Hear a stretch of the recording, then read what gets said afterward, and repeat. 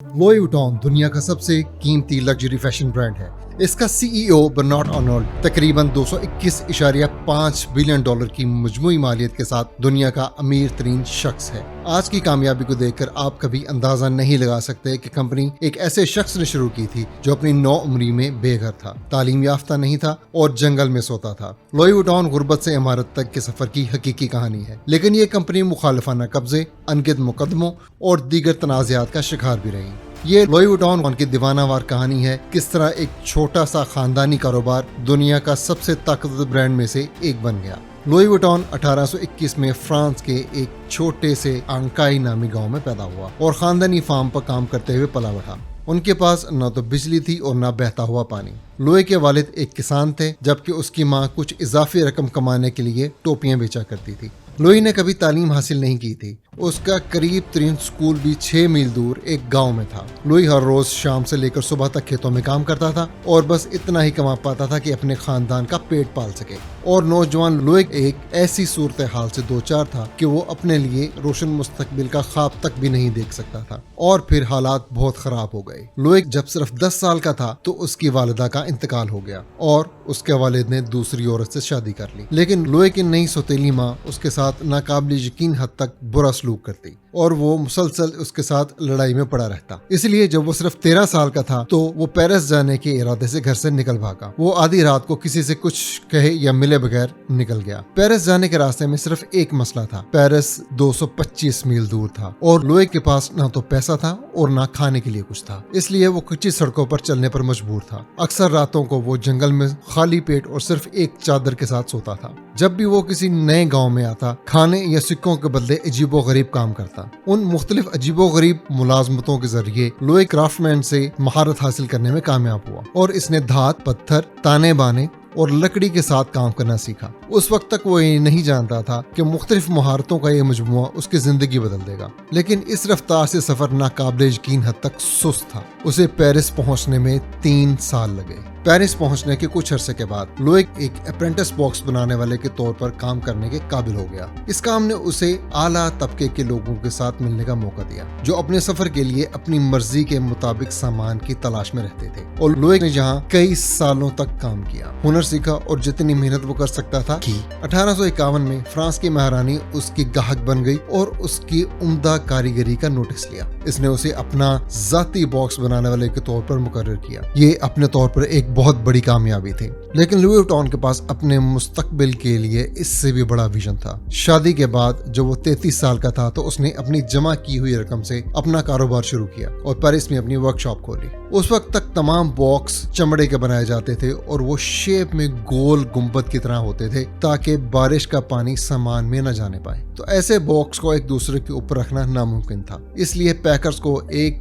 एक करके बॉक्स को उठाना पड़ता था। लुई ने इसकी बजाय इस्तेमाल करने के लिए मुख्तलिफ मवाद के साथ तजर्बात करना शुरू किए और उसे पता चला कि कैनवस हल्का, पायदार और चमड़े से बेहतर वाटरप्रूफ है। और इसका सबसे बड़ा एडवांटेज ये है कि इससे फ्लैट बॉक्सेस बनाए जा सकते थे। इस वक्त लुई ने अपनी पेशा वाराना साख के साथ साथ आला तबके से भी रवाबत कायम कर लिए थे। इसलिए एक बार जब उसने सामान की नई लाइन शुरू की तो ये फौरी तौर पर एक बड़ी कामयाबी साबित हुई। यहाँ तक कि उसने एक कैटलॉग भी बनाया ताकि ग्राहक उन प्रोडक्ट्स को देख सकें जो उसके पास अवेलेबल हैं। और ये ब्रांड इतना मकबूल हो गया था कि उसे दुनिया भर से ऑर्डर मिल रहे थे। 1859 में लुई ने अपने ऑर्डर्स को पूरा करने के लिए कारीगरों की एक टीम की खिदमत हासिल करने का फैसला किया। इसने पेरिस के बाहर एक नई वर्कशॉप खोली जहां इसने 20 मुलाजमों की खिदमत हासिल की। इस वक्त इर्द गिर्द के ज्यादा से ज्यादा लोग ट्रेन और कश्तियों में सफर करने लगे थे, लिहाजा इसके मुमकिन ग्राहकों की तादाद में इजाफा होना शुरू हुआ। हर शोबा हाय जिंदगी से ताल्लुक रखने वाले अफराद को अब ऐसे मयारी सामान की जरूरत। ऐसा लगता था कि लुई वुइटन का ये बिजनेस बहुत कामयाब रहेगा, लेकिन बदकिस्मती से ऐसा नहीं था। फ्रांस जंग की तरफ बढ़ रहा था और लुई वुइटन पर एक दफा फिर सानहा आने वाला था। 1870 में जब लुई की उम्र 49 साल थी, फ्रैंको प्रुशियन जंग छिड़ गई। लुई को अपने घर से भागना पड़ा और हजारों दूसरे लोगों के साथ एक तंग पनागाह में रहना पड़ा।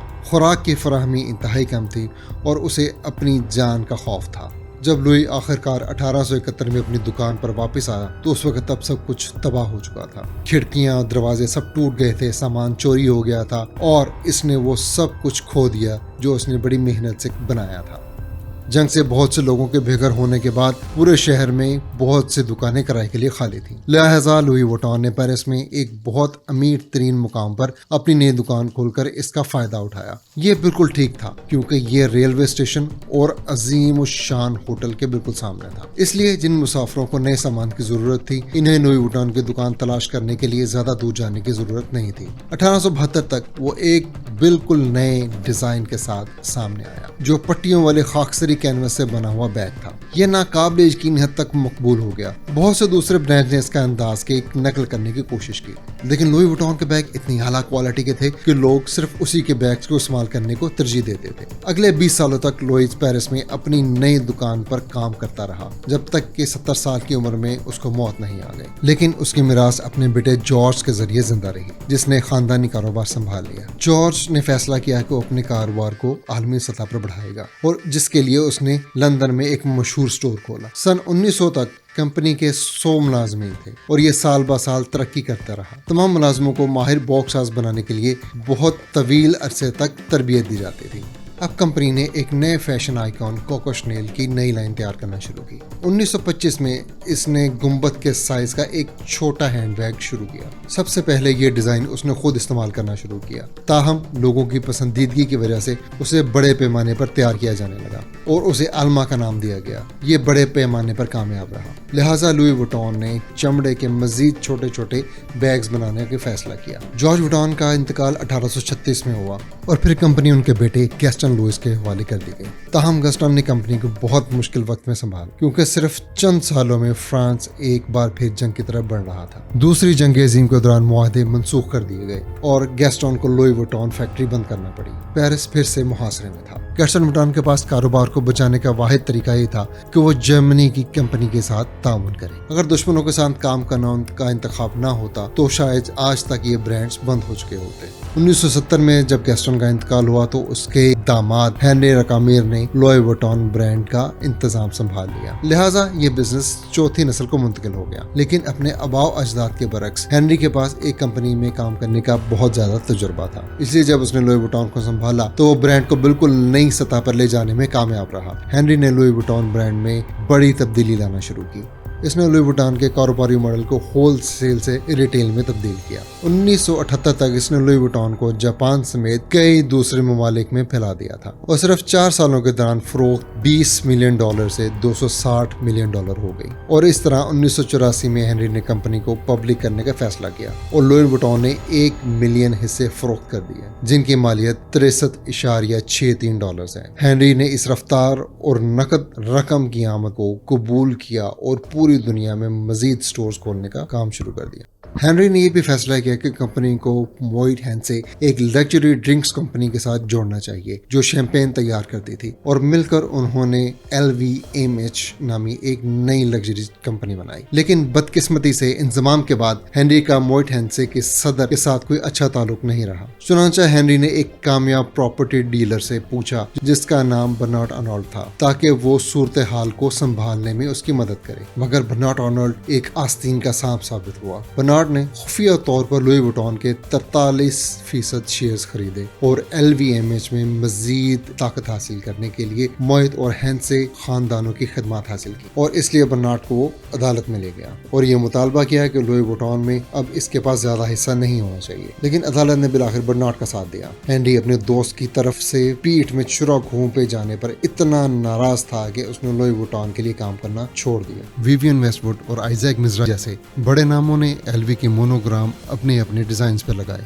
और उन्होंने ऐसे डिजाइन तैयार किए कि जिन्हें सार्फिन ने पहली बार देखा था। बिलाखिर लुई वुइटन में बर्नार्ड की सरमायाकारी ने अपना फायदा दिखाना शुरू किया। अब वो LVMH के CEO हैं और 2021 में फोर्ब्स ने इन्हें बाज़ाब्ता तौर पर $180 बिलियन से ज्यादा की मजमूई मालियत के साथ दुनिया का अमीर तरीन आदमी करार दिया। यही वजह है कि आज LVMH के पास 70 से ज्यादा मुख्तलिफ ब्रांड्स हैं और ये सब एक बेघर नौजवान ने शुरू किया था।